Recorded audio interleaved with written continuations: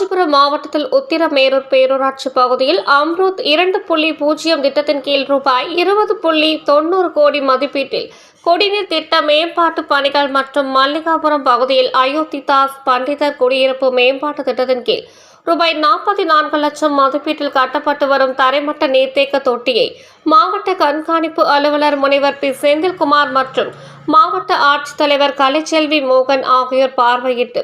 கால்நடைத்துறை சார்பில் பேரூராட்சியில் உள்ள கால்நடை மருந்தகத்தையும் பார்வையிட்டு பால்வளத்துறை சார்பில் இயங்கி வரும் மொத்த பால் குளிரூட்டும் மையத்தையும் பார்வையிட்டு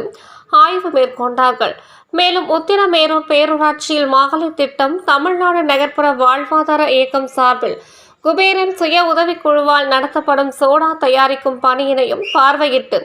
ஆய்வு மேற்கொண்டு உத்திரமேரூர் பேருந்து நிலையத்தில் பேரூராட்சி சார்பில் அமைக்கப்பட்டுள்ள தண்ணீர் பந்தலை பார்வையிட்டு உத்திரமேரூர் ஒன்றியத்திற்கு உட்பட்ட ராவத்தநல்லூரில் மகளிர் திட்டம், வாழ்வாதார பண்ணை விவசாயம் சாரா 2021-22 திட்டத்தின் கீழ் செயல்பட்டு வரும் சமூக திறன் வளர்ச்சி பயிற்று பள்ளி,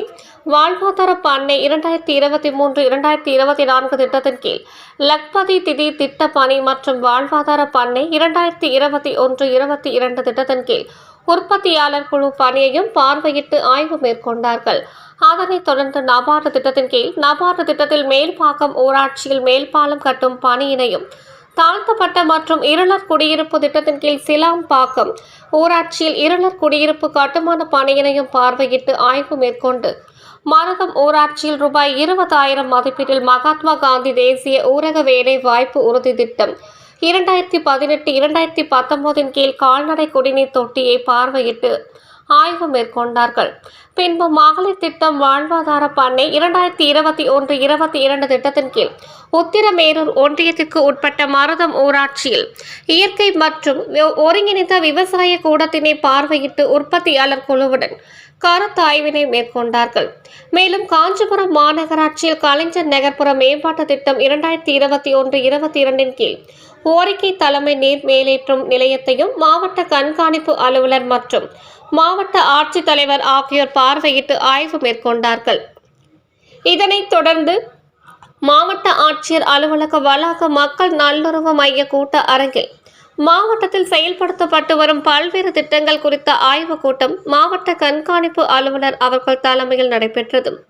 இவ்வாய்வின் போது மாவட்ட வருவாய் அலுவலர் வெங்கடேஷ், மாவட்ட ஊரக வளர்ச்சி முகமை திட்ட இயக்குனர் ஜெயக்குமார்,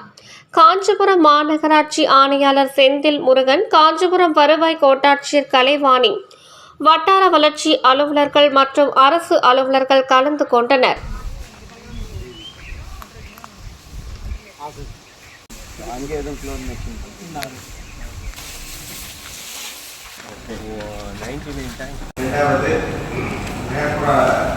நகராட்சிகள்,